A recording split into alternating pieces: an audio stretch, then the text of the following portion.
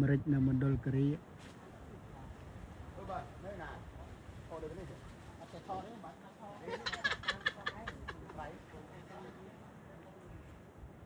មើល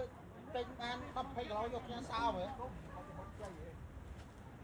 ខាđấyពឹសមានគូចនឯងទិញ1គីឡូឯងខាមួយក្អក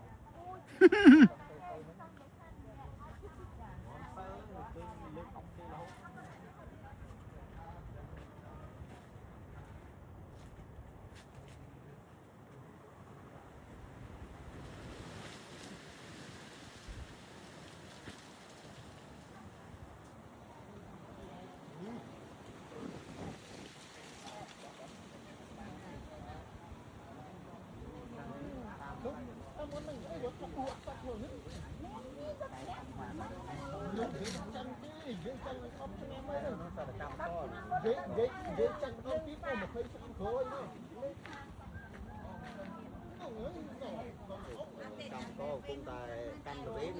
canh phóng xua cũng được